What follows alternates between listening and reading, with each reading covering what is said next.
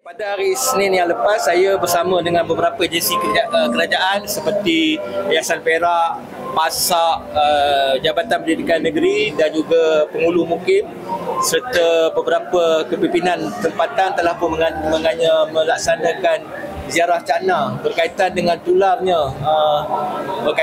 tularnya berita berkaitan 4 adik-beradik yang kehilangan ibu bapa akibat kemalangan 2 tahun yang lepas.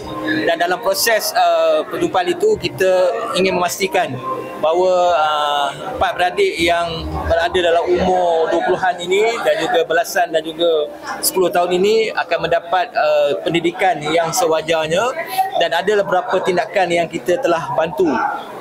Antaranya kita akan tempatkan anak yang ketiga itu berada di sekolah yang lebih baik dan akan menerima bantuan wang saku daripada program Yayasan Perak, iaitu program Hijrah Insaniah yang dikhususkan untuk pelajar B40 yang berada di asrama.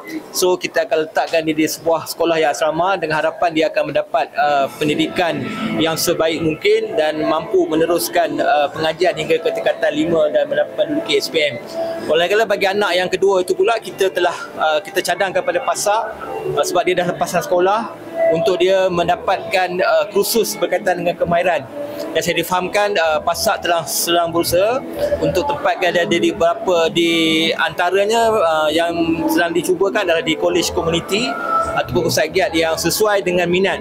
Kerana saya difahamkan anak yang kedua ni berminat dengan otomotif, dan kita akan letakkan dia di kolej kemahiran yang bersesuaian dengan minat dia. Dengan tak langsung dia akan dapat pendedahan dan kemahiran yang boleh dia menyara kehidupan dan juga boleh membantu keluarganya. Manakala anak yang sulung Fatin ini pula, sebenarnya dia telah pun mendapat tawaran belajar di UniKL, tetapi kerana kekangan kewangan, kekangan dari segi pengawasan kepada adik-adik kerana dia ada anak yang sulung, so hasrat itu ditangguhkan. Dan saya sedang usaha untuk kita bantu dia supaya dia dapat meneruskan pengajiannya dalam bidang yang dia sukai. Antara dalam perbincangan itu, dia ada menyatakan untuk menyambung di bahagian farmasi ataupun di pendidikan awal kanak-kanak.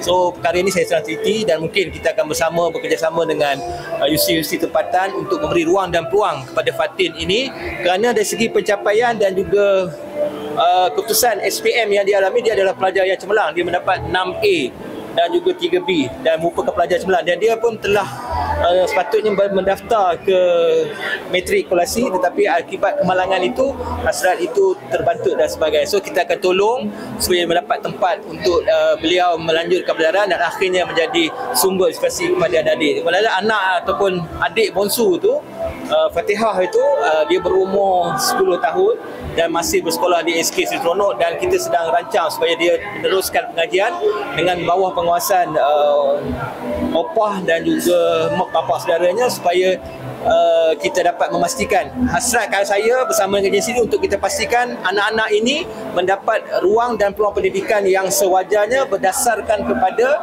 tahap keupayaan dan juga umur mereka, supaya kita tanda mereka ni terabai dan mungkin ada pengaruh-pengaruh asing yang boleh menjejas dan mengganggu kehidupan mereka.